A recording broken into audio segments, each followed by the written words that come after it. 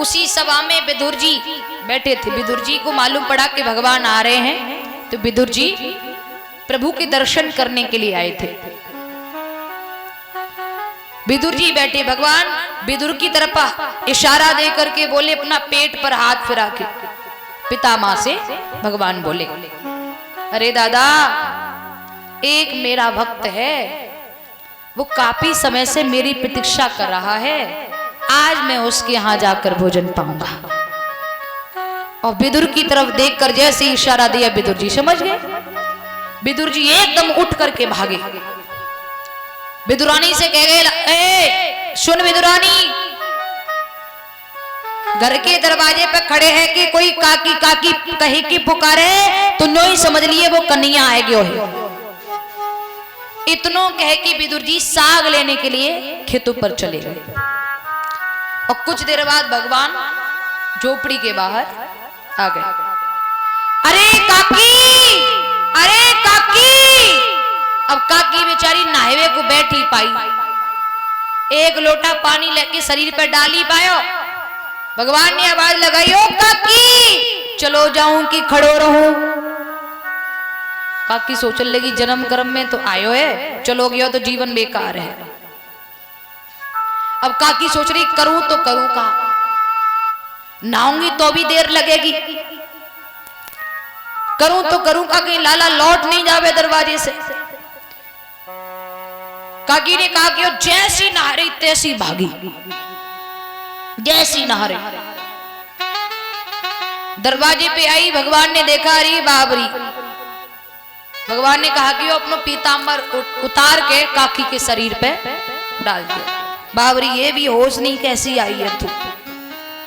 अब काकी ने कहा, करो खड़े है कि भगवान के चेहरे की तरफ देखने लगी, यहां तक कि पलक मारना भी भूल गई। बहुत देर हो गई भगवान को देखते देखते। वो देख भी कितनी सकती है, दो आंखों से कितना देख पाएगी। बहुत देर हो गई तो भगवान ने कहा, करो काकी को पकड़ो, पकड़ के लाए दो। ओ काकी,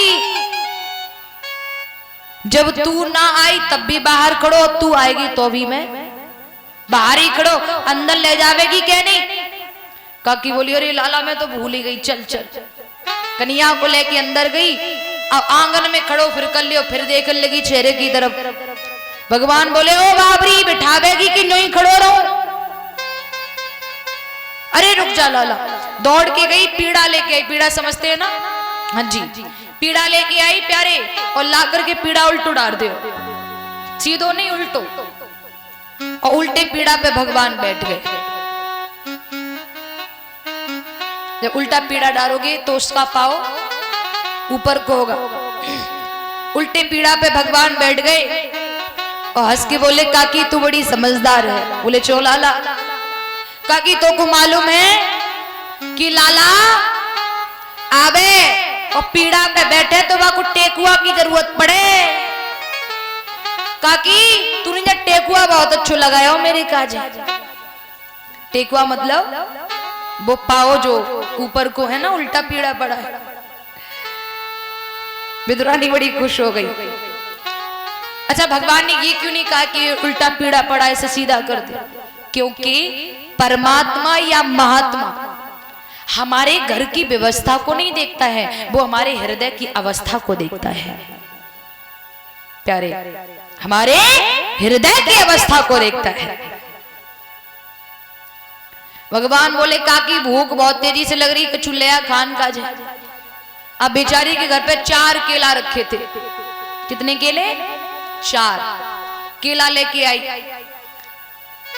केला छीलो, गूदा ले फेंक दो, छिलका ले लाला के मुंह में दे दो। और छिलका मुंह में दे के बोली, लाला कैसो स्वाद लग रहे हो। कन्हैया हंस के बोले, काकी तेई किस्म इतनो अच्छो लग रहे हो, इतनो नीको लग रहे हो, आज तक ऐसो स्वाद तो काऊ में आयो ही नहीं। केला को छिलका भगवान को खिला रही है, गूदा फेंक रही है। 1 केला को छिलका खिलाया, 2 केला को छिलका खिलाया, 3 केला को छिलका खिलाया। प्यारे, जैसे 4था केला का गूदा फेंका, छिलका खिलाने को चली, तैसे ही विदुर जी आ गए। विदुर जी ने देखा ये गूदा जमीन पर पड़ा है, ये बाबरी क्या करी, छिलके खिला रही है। विदुर जी कहने लगे, विदुरानी पागल हो गई क्या?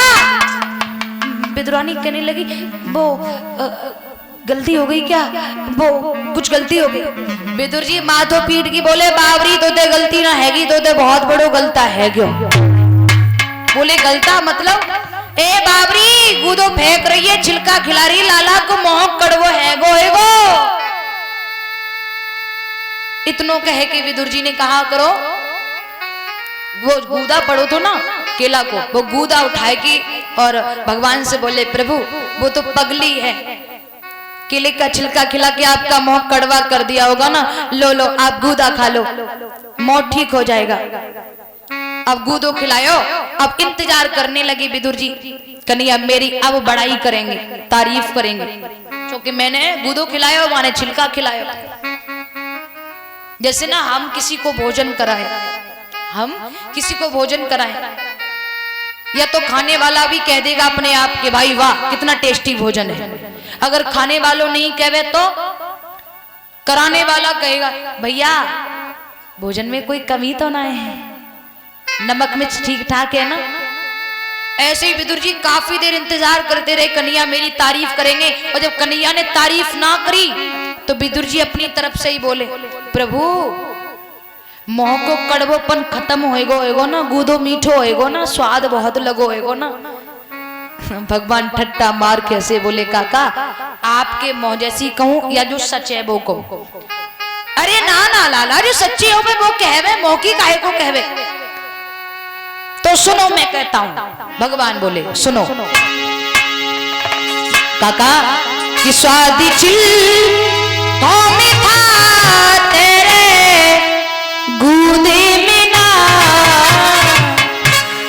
जो स्वाद मेरी काकी के छिलकन में मोको लगो, वो स्वाद तुम्हारे जा गूदा में मोको नहीं लग रहे हो।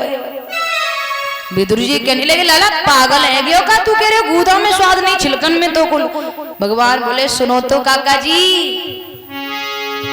स्वादी चिल हो मीठा तेरे गूदे में ना, क्यों मैं तो विधु रानी की छिलके तक खा गया, मैं तो विधु रानी की छिलके तक खा गया।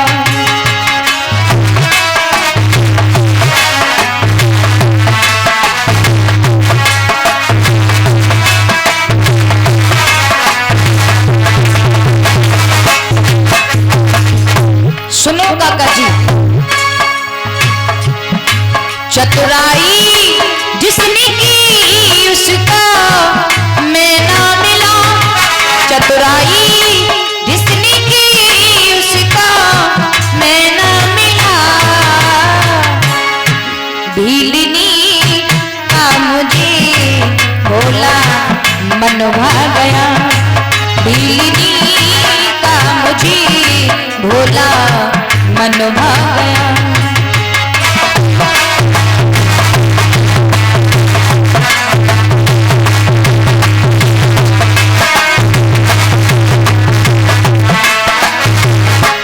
और सुनो, वही कपट छल छिद्र न भावा, निर्मल मन जन सो मोई पापा,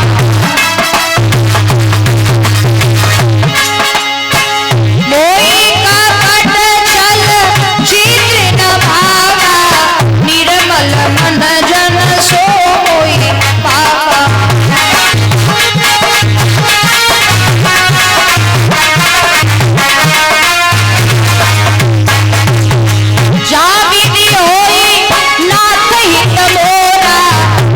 सोवेगी दास में तो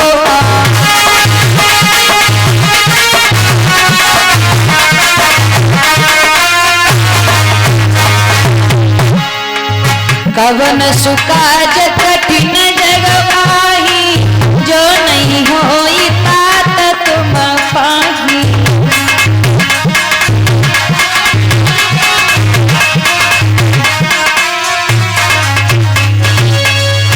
भगवान कहने लगे मैं भाव का भूखा हूं, वोई कपट छल छिद्र न भावा। मेरी काकी का जो भाव था ना वो प्योर था, और तुम जो खवा रहे वो मिलावट है। हैं? मिलावट है। इसलिए